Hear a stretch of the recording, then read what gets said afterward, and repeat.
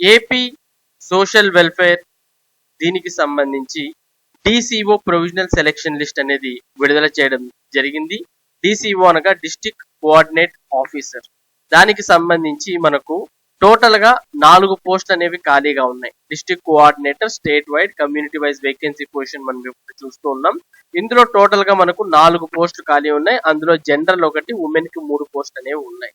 మరి దీనికి సంబంధించిన ఒక ప్రొవిజనల్ సెలెక్షన్ లిస్ట్ అనేది మనం AP social welfare residential educational institutions website లో మనం చూడవచ్చు.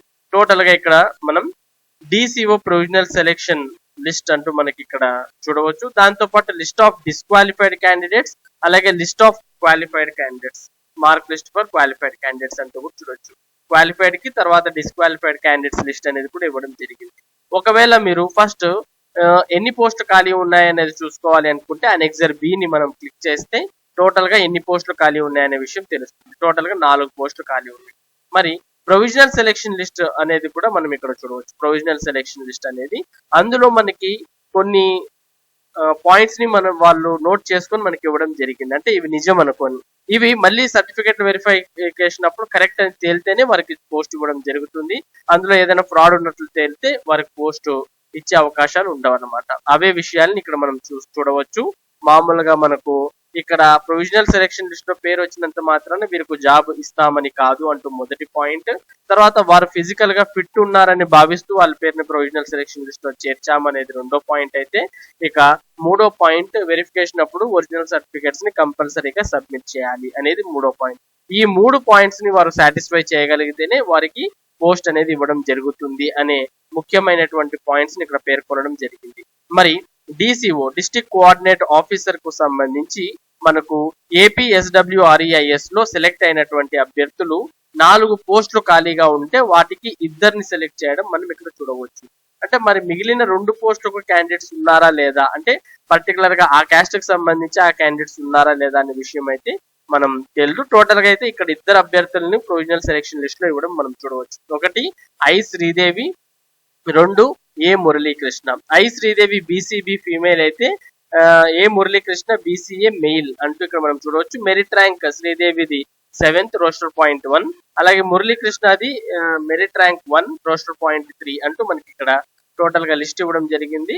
ఇక DCO పరీక్ష రాసి క్వాలిఫై అయినటువంటి అభ్యర్థుల హాల్ టికెట్ నెంబర్స్, తర్వాత వారి యొక్క టోటల్ స్కోర్ కూడా ఇవ్వడం మనం చూడవచ్చు. అంటే ఇక్కడ మనకు వెబ్సైట్ లో list of qualified candidates for DCO అనే లింక్ ఉంది. దీన్ని క్లిక్ చేస్తే మనకి ఈ క్వాలిఫైడ్ లిస్ట్ అనేది ఓపెన్ అవుతుంది. ఇది టోటల్ గా క్వాలిఫైడ్ లిస్ట్. ఇందులో మనకి 53 మెంబర్స్ క్వాలిఫై అయ్యారు.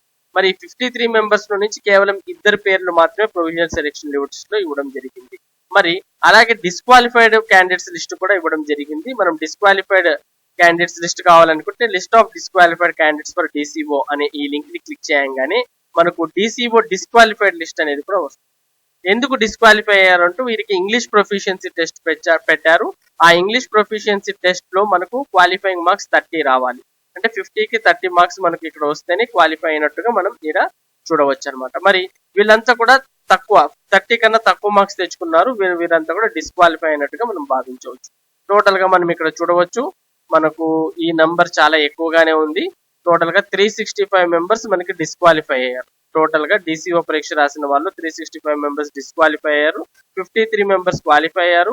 ఈ 53 మెంబర్స్ లో నుంచి కేవలం 2ని మాత్రమే సెలెక్ట్ అయినట్టుగా ప్రొవిజనల్ సెలెక్షన్ లిస్ట్ లో ఇచ్చారు. వీరికి సర్టిఫికేట్ వెరిఫికేషన్ అనేది త్వరలో ఉండబోతోంది. మరి ఇది టోటల్ గా DCO డిస్ట్రిక్ట్ కోఆర్డినేటర్ కు సంబంధించి ఏపీ సోషల్ వెల్ఫేర్ లో ఉన్నటువంటి DCOలకు సంబంధించిన పూర్తి సమాచారం. మరి ఇప్పటికే ప్రిన్సిపల్స్ లిస్టు, తర్వాత DCOలకు సంబంధించిన సమాచారం విడుదల చేయడం, అలాగే కేర్ టేకర్స్ సంబంధించిన మెరిట్ లిస్ట్ కూడా ఇవ్వడం జరిగింది. నెక్స్ట్ ఇక మిగిలింది TGTకి సంబంధించిన మెరిట్ లిస్ట్ ఇవ్వాలి. మరి అది కూడా త్వరలో ఇస్తే బాగుంటుంది అనే అభిప్రాయం అందరూ కూడా ఇక్కడ వ్యక్తం చేస్తూ ఉన్నారు. మరి ఇది టోటల్ గా ఏపీ సోషల్ వెల్ఫేర్ కు సంబంధించిన సమాచారం. మరి ఇలాంటి సమాచారాన్ని భాస్కర్స్ ఏరియా ఎప్పటికప్పుడు మీతో అప్డేట్ చేయడం జరుగుతుంది. మరి ఈ అప్డేటెడ్ ఇన్ఫర్మేషన్ మీరు కూడా పొందాలి అంటే భాస్కర్స్ ఏరియా ఛానల్ కు సబ్స్క్రైబ్ అవ్వండి. Thank you for watching this video.